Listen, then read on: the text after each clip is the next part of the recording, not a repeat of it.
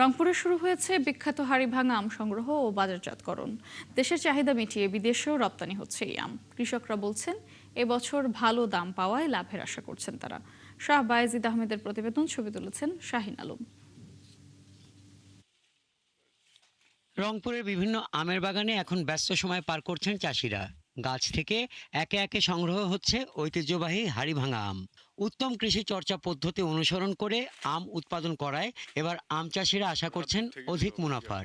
কৃষি সম্প্রসারণ অধিদপ্তরের পার্টনারের রিয়াক থেকে অনেক কিছু সহযোগিতা পাওয়াতে তারপরও প্রায় 4 থেকে 5 লাখের মতো খরচ হয়েছে।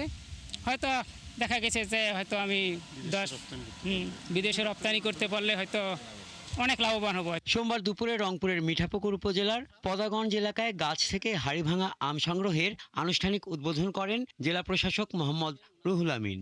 এরপর থেকেই পুরোদমে শুরু হয় বাজারজাতকরণ। এই বাগানটা যেহেতু সেচ দিতে হয়, সেচ দিতে গেলে যে কূপ, গভীর নলকূপ থেকে পানি দিয়ে আমরা সেচ দিই, ওই ওয়াটার টেস্ট করেছিলাম। শুরু থেকে আমরা মানে এটার যত্ন যেভাবে করা লাগে, বেগিং, হালকা কিছু ছত্রাকনাশক দেওয়া লাগছে, এটা করছি, পানি সেচ দিছি। বর্তমানে প্রতিমন হাড়িভাঙা আম 1200 থেকে 1800 টাকায় বিক্রি হচ্ছে। তবে মৌসুমের শুরুতে শিলাবৃষ্টির কারণে কিছু আম ঝরে যাওয়ায় ফলন কমেছে।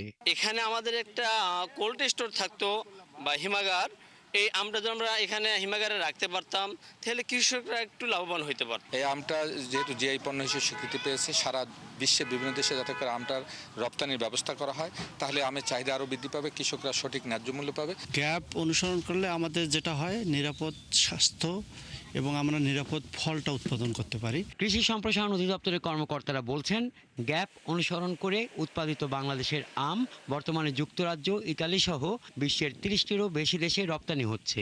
আমাদের এখানে কিন্তু এখনো দূরত্ব একটি বাধা। আমাদের কালেকটিভ যে মার্কেটিং সেটি কিন্তু এখনো শুরু হয়নি।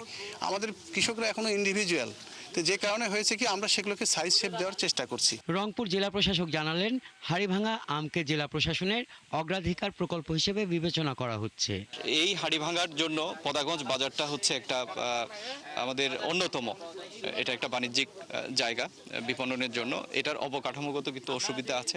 এই অসুবিধাগুলো দূর করার জন্য আমরা আমাদের 3 বছর মেয়াদী অগ্রাধিকার কর্মপরিকল্পনা নিয়েছি। এই হাটটাকে কিভাবে আরো উন্নত করা যায়, মানুষের যারা দূর দূরান্ত থেকে ব্যবসায়ীরা আসছেন তাদের দুর্ভোগ কিভাবে লাঘব করা যায়। কৃষি সম্প্রসারণ অধিদপ্তরের তথ্য অনুযায়ী চলতি বছর রংপুরে প্রায় 2000 থেকে 2500 হেক্টর জমিতে হাড়িভাঙা আমের আবাদ হয়েছে। বৈরী আবহাওয়া ও শিলাবৃষ্টির প্রভাব থাকলেও প্রায় 30,000 মেট্রিক টন আম উৎপাদনের আশা করছেন সংশ্লিষ্টরা। এতে প্রায় 200 কোটি টাকায় আম বিক্রির সম্ভাবনা রয়েছে। হাসান আহমেদ, 71।